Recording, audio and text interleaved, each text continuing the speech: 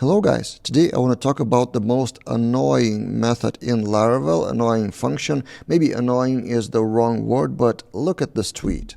This little guy, authorized method, can add a few hours to your debugging session. And after seeing this tweet, I remembered all the times that exactly happened to me in the past. So let's talk about authorize in the form request, what is the actual problem with it, and how can we fix that problem. So this is a typical form request class example from one of our recent courses. There's user controller store, which uses form request with authorize true, which means from form request perspective, anyone can submit that form. But the actual check happens in the controller store method with gate authorize, which uses policies. But the method authorize was actually created for that exact purpose, to have all the rules inside a form request. So it's suggesting to do this in the form request, which would look something like return auth user can, and then that create and user class, probably something like this, an autocomplete user. And then if you do it here, then you don't need to specify that in the store method.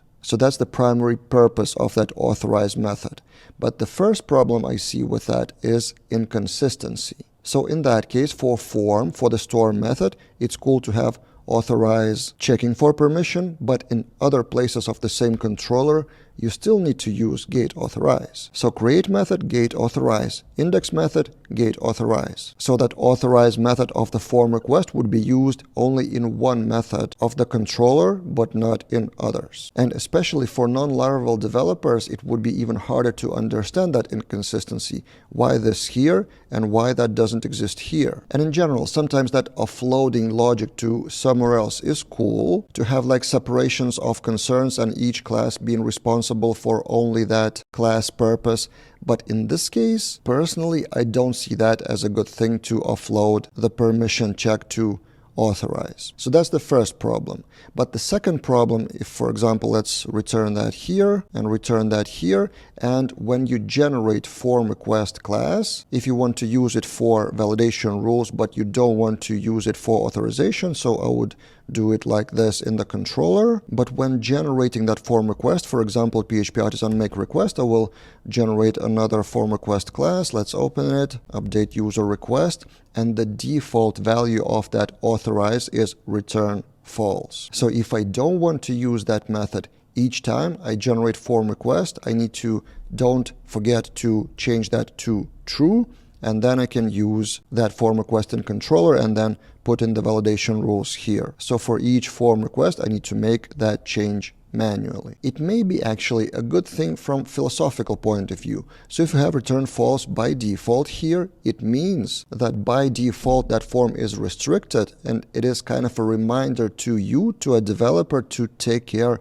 of the permissions. Because otherwise, if that were true by default, it may lead to security issues, because maybe some developers would forget to take care of the permissions. So philosophically speaking, changing that every time may be annoying, but maybe it's better to be on the safe side from security point of view. Now I will show you two things how you can automate that change. So if you don't need that reminder of returning false to true, you can update the template of what is generated under the hood every time, or so-called stub in Laravel. So you can run a command PHP artisan stub publish, which will publish all the default templates for the files generated with PHP artisan make something, including form requests. So let's actually delete that update user request, which we just generated, and we will regenerate it with a new stub. So we navigate to stubs folder, and one of the files should be request. There we go, request.stub, and this is the default template with variables, which then are replaced with actual values while running PHP artisan make something.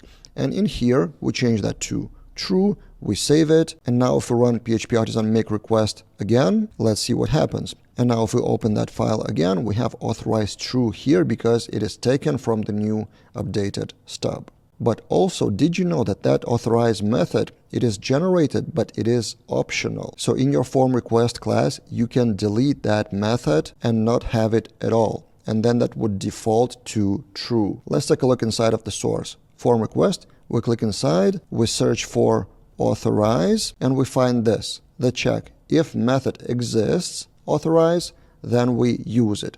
Otherwise, return true. So you can change that in the stub again, or manually you can delete the authorized method and your application will still work. So yeah, these are the things I wanted to talk about authorized method.